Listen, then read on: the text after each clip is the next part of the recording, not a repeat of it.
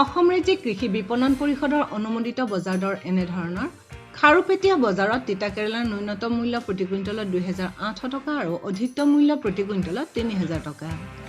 বিলাহী ৩,০০০ টকা ৩,৫০০ টকা। কেপচিকাম ১,৮০০ টকা ২,৪০০ টকা। বিনৰ ন্যূনতম মূল্য প্ৰতি কুইণ্টলত ৪,০০০ টকা আৰু অধিকতম মূল্য প্ৰতি কুইণ্টলত ৪,৫০০ টকা। নগাঁও বজাৰত বন্ধাকবিৰ ন্যূনতম মূল্য প্ৰতি কুইণ্টলত ২,৯০০ টকা আৰু অধিকতম মূল্য প্ৰতি কুইণ্টলত ৩,২০০ টকা। গাজৰ ৫,১০০ টকা ৫,৬০০ টকা। ফুলকবি ৩,৭০০ টকা ৪,১০০ টকা।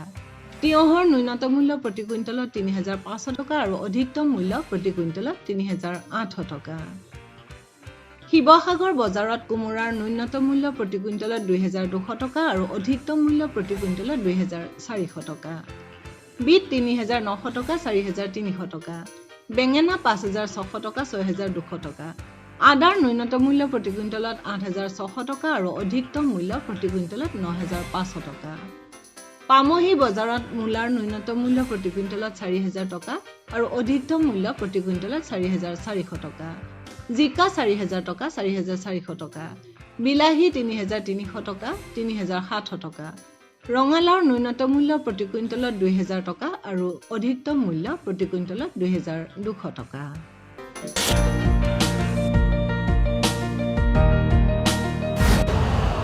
यूरिया का स्वदेशी उत्पादन 70 लाख टन बढ़ाने के लिए 6 उर्वरक संयंत्रों का उद्धार किया जा रहा है। FCIL के गोरखपुर, सिंदरी, तलचर और रामागुंडम संयंत्र, HFCL की बरौनी इकाई और BVFCL की नामरू फोर्थ। सोने पर सुहागा ये है कि देश में अब बनेगा सिर्फ नीम लेपित यूरिया, क्योंकि इससे होगा किसानों का फायदा ही फायदा। अनाज का उत्पादन 10% तक बढ़ेगा। बढ़ेगी 10 से 15% नाइट्रोजन क्षमता।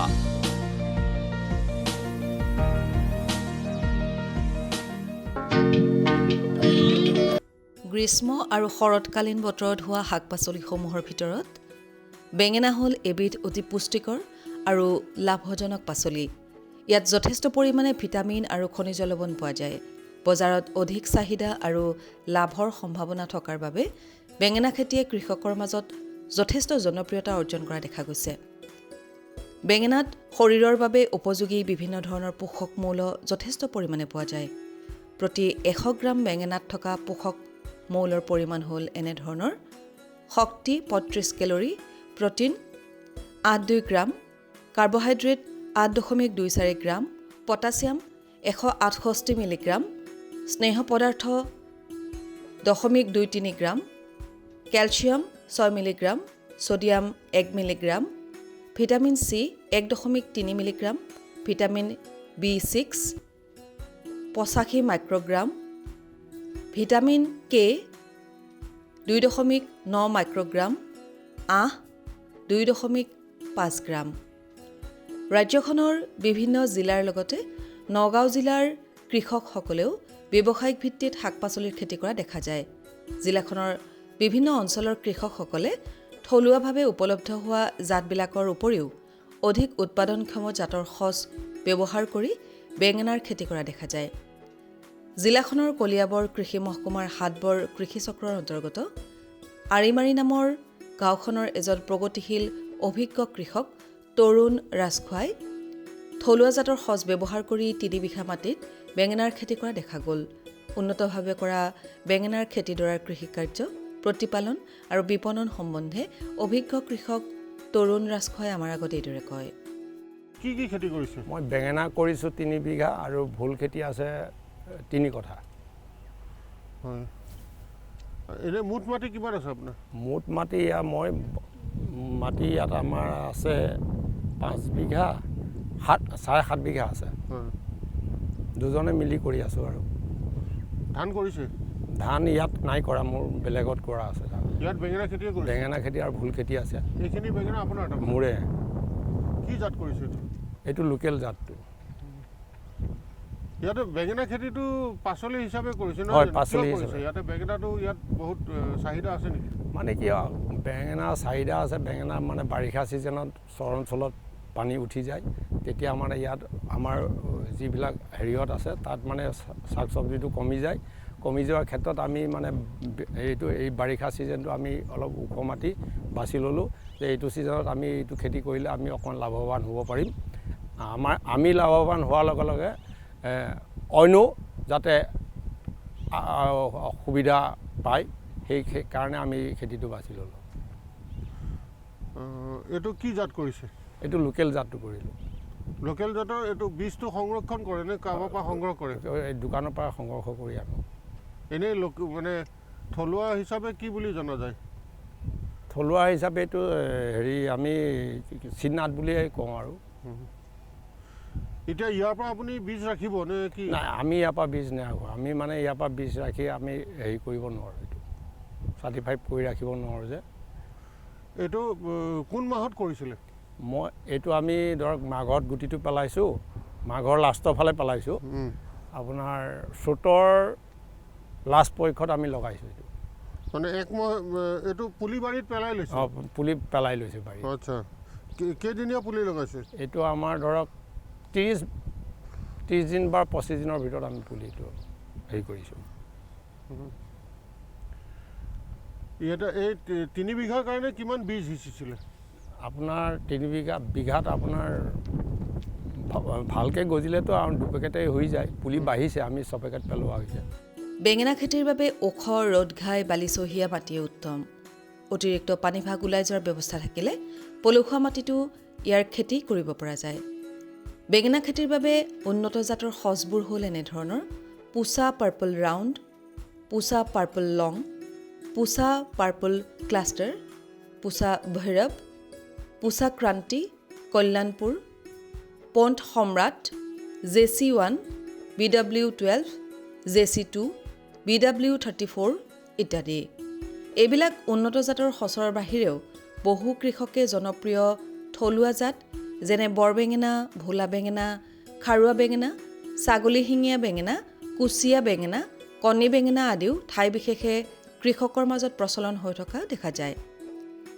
ইয়াৰ উপৰিও আজিকালি বজাৰত উপলব্ধ বিভিন্ন হাইব্ৰিড বা বৰ্ণসংকৰ জাতৰ সজ ব্যৱহাৰ কৰিও কৃষকসকলে ব্যৱসায়িকভাৱে বেঙেনাৰ খেতি কৰা দেখা যায় ৰবি শস্য হিচাপে খেতি কৰিবৰ বাবে বীজ সিঁচাৰ উপযুক্ত সময় হৈছে ছেপ্টেম্বৰ অক্টোবৰ মাহ অৰ্থাৎ আহিন মাহৰ প্ৰথম ভাগৰ পৰা কাতি মাহৰ মাজ ভাগলৈ কিন্তু গ্ৰীষ্মকালীন বতৰৰ খেতিৰ বাবে জানুৱাৰী ফেব্ৰুৱাৰী মাহ অৰ্থাৎ মাঘৰ পৰা ফাগুন মাহৰ বীজ সিঁচিব লাগে বেঙেনা ৰোৱাৰ বাবে বাছনি কৰা মাটিডোখৰ কেইবাবাৰো হালকোৰ মাৰি প্ৰয়োজনীয় সাৰ গোবৰ প্ৰয়োগ কৰি শাৰী শাৰীকৈ পুলিবোৰ ৰোপণ কৰিব লাগে পুলিবোৰ প্ৰতিটো শাৰীত 2 ফুটৰ ব্যৱধানত আৰু দুটা শাৰীৰ মাজত 2.5 ফুটৰ ব্যৱধানত ৰুব লাগে কলিয়াবৰ কৃষি মহকুমাৰ অন্তৰ্গত হাটবৰ কৃষি চক্ৰৰ আৰিমাৰী গাঁৱৰে আন এজন প্ৰগতিশীল অভিজ্ঞ কৃষক লালমোহন দাসে 1 বিঘা মাটিত থলুৱা জাতৰ সজ ব্যৱহাৰ কৰি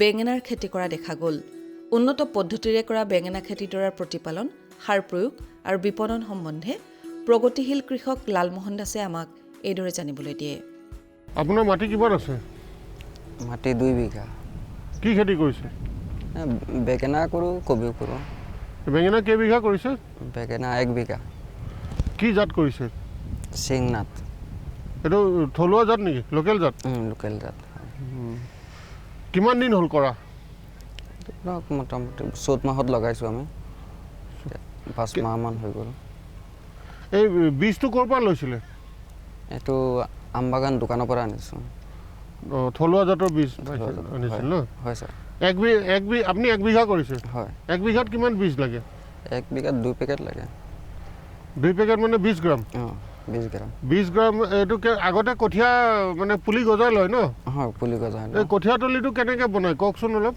কঠীয়াতলিটো মানে মাটিটো ধুনীয়াকৈ চাফা কৰি কোৰ মাৰি কৰি কোপাই মানে ধুনীয়াকৈ মাটিটো মিহি কৰি তাৰপিছত তৈয়াৰ কৰোঁ আমি সাৰ দিয়ে নেকি নাই নাই কঠীয়াতলিত সাৰ নিদিওঁ গোবৰ দিয়ে হয় গোবৰ দিওঁ এই কিমান দিন লাগে কঠীয়াতলিত পুলি হওঁতে আপোনাৰ 1 মাহ 25 দিন এনেকুৱা লাগি যায় আপুনি এইখিনি কিমান কেইদিনীয়া পুলি ইয়াত মূল পথাৰত ৰুইছিলে 1 মাহৰ পুলি লগোৱা হৈছে এইটো কেতিয়া এই চ'ত মাহত চ'ত মাহ তাৰমানে ফাগুন মাহত আপুনি পেলাইছিলে নহয় মাঘৰ লাষ্টত মানে 1 মাহৰ পুলি লগোৱা হৈছে অঁ মানে ফাগুন মাহটো ক্লিয়াৰ পুলিটো হৈছে চ'ত মাহৰ প্ৰথম ছিজনতে লগোৱা হৈছে আচ্ছা চ'ত মাহৰ পৰা লগাইছে আৰু হয় ছাৰ এতিয়া কিমান দিন এতিয়া ছিঙি আছে চিঙা আছে কিমান বাৰ ছিঙিলে মোটামুটি চিঙা হৈছে 1 মাহত ধৰক 10 দিন 12 দিনকৈ চিঙা হয় হেৰি মোটামুটি ভালেই চলি আছে এতিয়া মূল পথাৰত যেতিয়া পুলি ৰোৱাৰ পিছত হয় ছাৰ কিমান দিনৰ পিছত ছিঙিব পাৰি 1.5 মাহ 45 দিন পিছত ছিঙিব পাৰি বেঙেনা খেতিৰ পৰা অধিক উৎপাদন পাবলৈ হ'লে অনুমোদিত পৰিমাণত জৈৱিক আৰু ৰাসায়নিক সাৰ ব্যৱহাৰ কৰাটো বৰ প্ৰয়োজনীয় পদক্ষেপ বেঙেনা খেতিত বিঘাই প্ৰতি প্ৰয়োগ কৰিবলগীয়া জৈৱিক আৰু ৰাসায়নিক সাৰৰ অনুমোদিত পৰিমাণ হ'ল এনেধৰণৰ গোবৰ বা পচন সাৰ 1 কুইণ্টল ইউৰিয়া সাৰ 15 কিলোগ্ৰাম একক super phosphate 40 kilogram muriate of potash 11 kilogram এই ৰাসায়নিক সাৰখিনিৰ আধা ভাগ ইউৰিয়া আৰু সম্পূৰ্ণ ভাগ একক ছুপাৰ ফছফেট আৰু মিউৰেট অফ পটাছ সাৰ গোবৰৰ সৈতে শেষৰবাৰ হাল বোৱাৰ আগতে মাটিত সমভাৱে প্ৰয়োগ কৰি হাল বাই মৈয়াই সমান কৰি ল'ব লাগে বাকী থকা আধা ভাগ ইউৰিয়া সাৰ পথাৰত পুলি ৰোৱাৰ এমাহৰ পাছত প্ৰতিটো পুলিৰ গুৰিত নাইবা দুটা সাৰিৰ মাজৰ খালী ঠাইডোখৰত পাতলীয়া লোৰ কৰি সমভাৱে প্ৰয়োগ কৰি মাটি জাপি দিব লাগে সাৰখিনি গোবৰ বা পচন সাৰৰ লগত মিহলাই প্ৰয়োগ কৰিব লাগে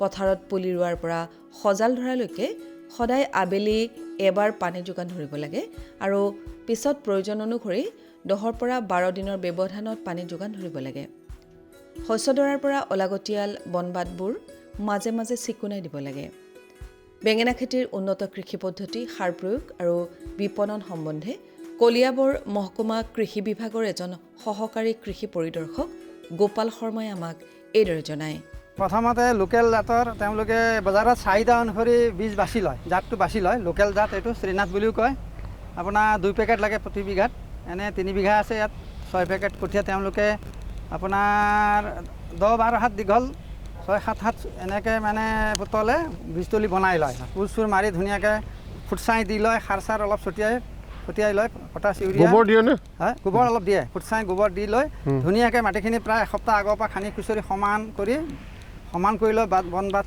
নিৰানি কৰি লয় অলপ ওখ কৰি লৈছে ওখ কৰি লয় ঠিক ওখ কৰি লয় তাৰপিছত তেওঁলোকৰ সেই 3 বিঘাৰ 6 পেকেটখিনি গোটেইখিনি ধুনীয়াকৈ কাপোৰ এডোখৰত তিয়াই থৈ দিয়ে 24 ঘণ্টা তিয়াই থৈ আকৌ উলিয়াই অকণমান ৰ'দত দি তেওঁলোকে আকৌ এইখিনি কিবা এটা ঢাকি থৈ দিয়ে ঢাকি থ'লে দেখিব ফুটি যায় গোটেইখিনি ফুটি অহা গুটিখিনি ধুনীয়াকৈ আপোনাৰ সেই বীজতলীত লাইন পাতি ধুনীয়াকৈ এটা এটাকৈ দি যায় ওপৰত অকণমান মাটি তৰপ এটা দি ঢাকি দিয়ে আৰু কিবা ত্ৰিপালে হওক বা কলপাতে হওক কলপাতবিলাক কাটি আনি ধুনীয়াকৈ ঢাকি থৈ দিয়ে মাটিৰ লগত গোবৰ মিলাই নে মিক্স কৰি লয় পহিলা বীজ দিয়াৰ আগতে মানে মিক্স কৰি লয় তাতে ফুটছাই দিয়ে গোবৰ দিয়ে ইউৰিয়া পটাছ ছুপাৰো দিয়ে দি লৈ ধুনীয়াকৈ সান মিহলি কৰি সমান কৰি সেই তিয়াই থকা ফুটি অহা গুটিখিনি আগতে প্ৰস্তুত কৰা গুটিখিনি আনি ধুনীয়াকৈ লাইন পাতি তেওঁলোকে বীজতলীত দি যায় আকৌ এটা পাতল তৰফ দি আকৌ ঢাকি দিয়াৰ পিছত তেওঁলোকে মাজে সময়ে পানী ছটিয়াই আৰু কলপাত বা ত্ৰিপাল কিবা সৰু কিবা বস্তা দি মানে ঢাকি থৈ দিয়ে 2-3 দিন ঢাকাৰ পিছত দেখিবা মাটিৰ পৰা ফুটি আহিছে আকৌ দিনত ঢাকি দিয়ে ৰাতি আকৌ উলিয়াই দিয়ে তেনেকৈ কৰোঁতে পুলিবিলাক সজাল হয় মাজে মাজে চাই তেওঁলোকে যি পাছে না পানী ছটিয়াই দিয়ে তেনেকৈ 1-1.5 মাহ পুলি 1 মাহৰ পৰা মূল পথাৰ লগোৱা আৰম্ভ হৈ যায় মূল পথাৰ ধুনীয়াকৈ 7-8 চাহ ভালকৈ দকৈ হাল চাল বাই তাৰপিছত জাবৰ জোঁথৰ প্ৰস্তুত কৰি এইখিনি পেলাই দি ধুনীয়াকৈ সমান কৰি লয় লগতে সেইখিনি আপোনাৰ ইউৰিয়া 15 কেজি ছুপাৰ 1 বেগ 50 কেজি আৰু মিউৰেট অফ পটাছ 12 কেজি তাৰে 15 কেজি ইউৰিয়াৰ 5 কেজিহে বেচেল ড'জত দিয়ে বাকী 10 কেজি পিছলৈ তেওঁলোকে ৰাখে সেইখিনি মিক্স কৰি আৰু চইল দিয়ে 10-12 কেজি চইল তেল দি বৰাক্স 2.5 কেজি পেলাই বিঘাই সেইখিনি সমানে সিঁচি মৈ দি তাৰপিছত পিছদিনাখনৰ পৰা পুলিখিনি 2.5 ফুটত লগোৱা আৰম্ভ কৰে কাৰণ ছিঙিবলৈ সুবিধা হয় আৰু ব্ৰাঞ্চ হৈ যায় ঠাল ঠেঙুলি হয় ফুল সৰে নহ'লে 2.5 ফুটত তেওঁলোকে মানে সোমাই ছিঙিবলৈ সুবিধা পায় অসমত কল সুমথিৰা নেমু আনাৰস আদি ফলৰ বাদে অন্য ফলৰ খেতি সুকীয়া বাগান হিচাপে কৰাৰ সলনি সচৰাচৰ ঘৰৰ লগতে থকা বাৰীতে কৰা দেখা যায়। অসমত হোৱা গৌণ ফলসমূহৰ ভিতৰত বগৰী হ'ল এবিধ পুষ্টিকৰ আৰু ঔষধি গুণসম্পন্ন ফল। ইয়াত প্ৰটিন, কাৰ্বহাইড্ৰেট, স্নেহ পদাৰ্থ আদিৰ লগতে বিভিন্ন খাদ্যপ্ৰাণ আৰু খনিজ লৱণ যথেষ্ট পৰিমাণে পোৱা যায়। বগৰীত থকা ঔষধি গুণসমূহ হ'ল এনেধৰণৰ: ই এণ্টি অক্সিডেণ্টযুক্ত, ই কলেষ্ট্ৰল কমায় আৰু উচ্চ ৰক্তচাপ নিয়ন্ত্ৰণ কৰে, তেজ পৰিশোধ কৰে, ই শৰীৰৰ হাড়বিলাক মজবুত কৰে, নিদ্ৰাহীনতা দূৰ কৰে, যকৃতক সুৰক্ষা দিয়ে, শৰীৰৰ মেদবহুলতা কমায় আৰু শৰীৰৰ প্ৰতিৰোধ ক্ষমতা বৃদ্ধি কৰে, দুৰাৰোগ্য ৰোগ নিয়ন্ত্ৰণত সহায় কৰে। আমাৰ ৰাজ্যখনত বিভিন্ন আকাৰৰ আৰু বিভিন্ন জাতৰ বগৰী উৎপাদন হোৱা দেখা যায়। আমাৰ কৃষকসকলে সাধাৰণতে বগৰীৰ খেতি ব্যৱসায়িক ভিত্তিৰ কৰাৰ পৰিৱৰ্তে বাৰী ভিত্তিতহে কৰা দেখা যায়। কিন্তু যোৱা কেইবছৰমানৰ পৰা ৰাজ্যখনৰ বহুকেইখন জিলাৰ কৃষকে বজাৰত অত্যাধিক চাহিদা থকা থাইলেণ্ড জাতৰ ডাঙৰ আকাৰৰ বগৰীৰ খেতি ব্যৱসায়িক ভিত্তিত কৰা দেখা যায়।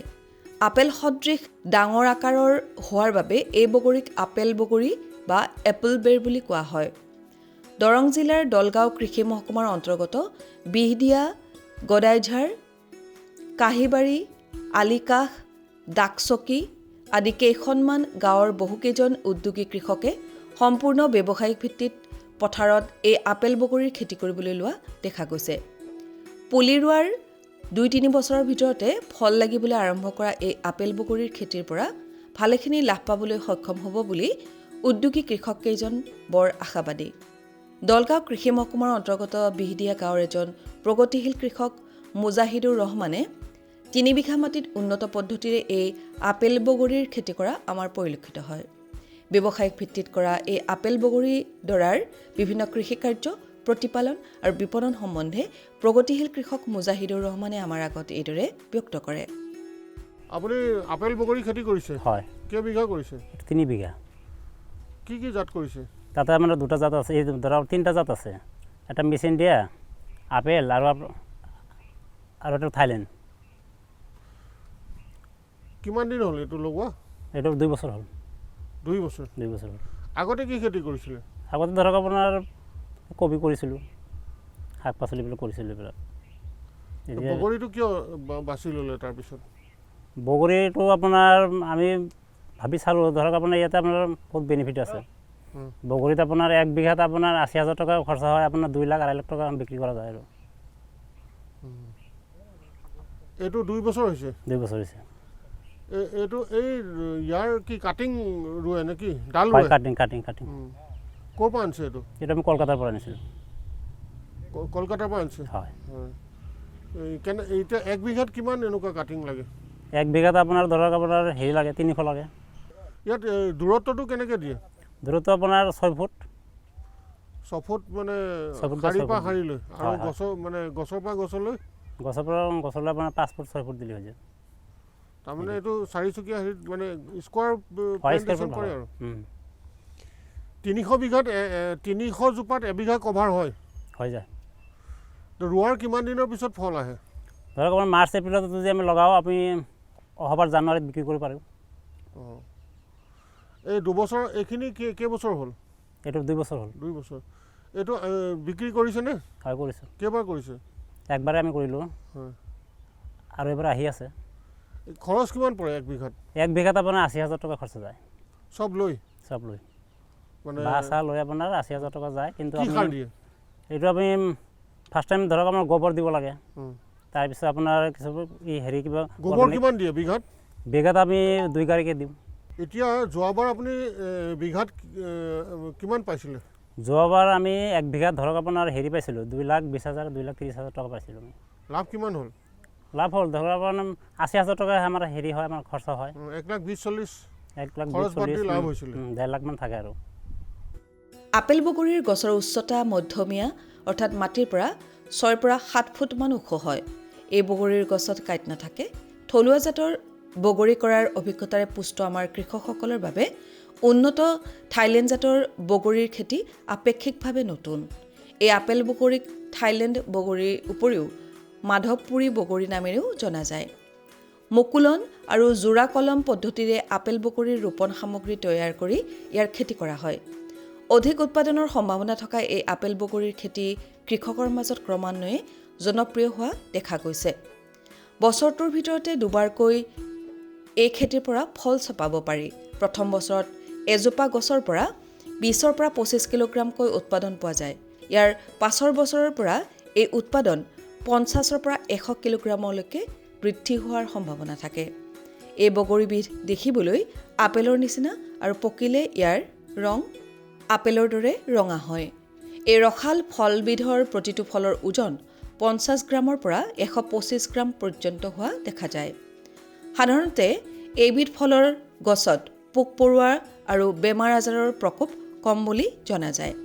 এই আপেল বগৰীৰ চাহিদা আৰু মূল্য সাধাৰণ বগৰীতকৈ যথেষ্ট বেছি। আপেল বগৰীৰ কৃষি নিৰ্দেশনা, উন্নত কৃষি পদ্ধতি আৰু বিপণন সম্বন্ধে দৰং জিলাৰ এজন কৃষি বিশেষজ্ঞ ইফতিখাৰ আহমেদ নুৰিয়ে আমাক এইদৰে জানিবলৈ দিয়ে। আজি প্ৰায় 7-8 বছৰ আগৰ পৰা কৃষকসকলৰ মাজত জনপ্ৰিয় হোৱা এটি খেতি হৈছে যে আপেল বগৰী, যিটো আমি বগৰী সাধাৰণতে কৰোঁ তাতকৈ এইটো ডাঙৰ, থাইলেণ্ড বগৰী বুলিও কয়, আপেল বগৰী বুলিও কয়, বিভিন্ন নামত এইটো জনা যায়। আৰু এইটো বিশেষকৈ ইয়াৰ পোষক মৌল বা ইয়াৰ নিউট্ৰিয়েণ্ট কণ্টেণ্টটো যথেষ্ট মানে আমাৰ মানৱ দেহৰ কাৰণে যথেষ্ট গুৰুত্বপূৰ্ণ, লাগতিয়াল। আৰু ঠিক তেনেকৈ যিখিনি ইয়াৰ খেতিৰ পৰা ইয়াৰ যিটো আয় পায় সেইটোত কৃষকসকল যথেষ্ট উৎসাহী। এতিয়া আমি এই খাৰুপেটীয়াৰ নিকটৱৰ্তী বিহুদীয়া গাঁৱত দুজনমান কৃষকৰ আমি পথাৰ চালোহি। ইয়াতে তেওঁলোকে যথেষ্ট উন্নত পদ্ধতিৰে ইয়াত আপেল বগৰী বা থাইলেণ্ড বগৰী খেতি কৰা দেখা পালোঁ। এই থাইলেণ্ড বগৰীটো বিশেষত্ব হ'ল যে ই যথেষ্ট এণ্টি অক্সিডেণ্টযুক্ত। ইয়াত vitamin C, vitamin A, calcium ইত্যাদি যথেষ্ট পৰিমাণে পোৱা যায়। আৰু যদি আমাৰ যিসকলৰ উচ্চ ৰক্তচাপত ভুগি থকা ৰোগীয়ে এইটো খালে কিছু ৰক্তচাপটো নিয়ন্ত্ৰণ হোৱা দেখা যায়। আৰু ইয়াত ছালৰ কাৰণেও যথেষ্ট ভাল, হজমী শক্তি বঢ়ায়, তেজ শোধন কৰে আৰু আমাৰ দেহৰ যিটো মানে ৰোগ প্ৰতিৰোধ কৰা ক্ষমতা এইটো যথেষ্টখিনি বৃদ্ধি কৰে। গতিকে ইমানখিনি ইয়াৰ পোষক মৌল থকাৰ পিছত বা ইমান উপকাৰী এটি ফল এইটো উপভোক্তাৰ মাজতো জনপ্ৰিয় আৰু কৃষকসকলৰ মাজতো জনপ্ৰিয় হৈছে।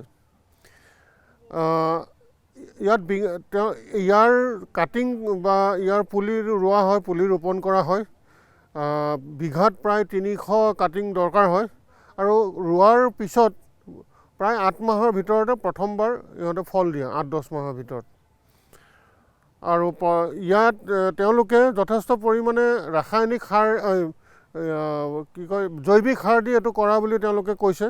গোবৰ সাৰ যথেষ্ট ব্যৱহাৰ কৰে, প্ৰয়োজন অনুসাৰে অলপমান ৰাসায়নিক সাৰ দিয়া বুলিও তেওঁলোকে কৈছে।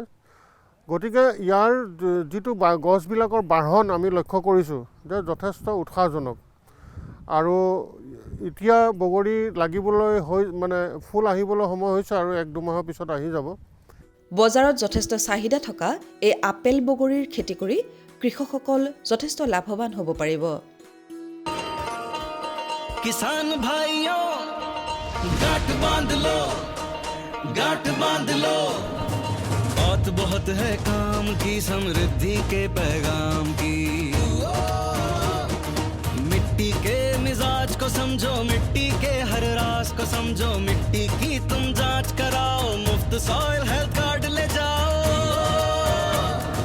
कभी मुनासिब बीज लगाओ, सही किस्म की खाद ले आओ, जितनी जरूरी उतनी डालो, सही मात्रा खुद पहचानो, इसको अपना मंत्र बना लो, मिट्टी की सेहत तो जानो। बात बहुत है काम की, कम लागत अधिक वरदान की। किसान भाइयों गांठ बांध लो, आज ही मिट्टी की जांच कराएं। राज्य सरकार के कृषि अधिकारी से संपर्क करें और मुफ्त में सॉइल हेल्थ कार्ड पाएं। कृषि और किसान कल्याण मंत्रालय द्वारा किसान हित में जारी।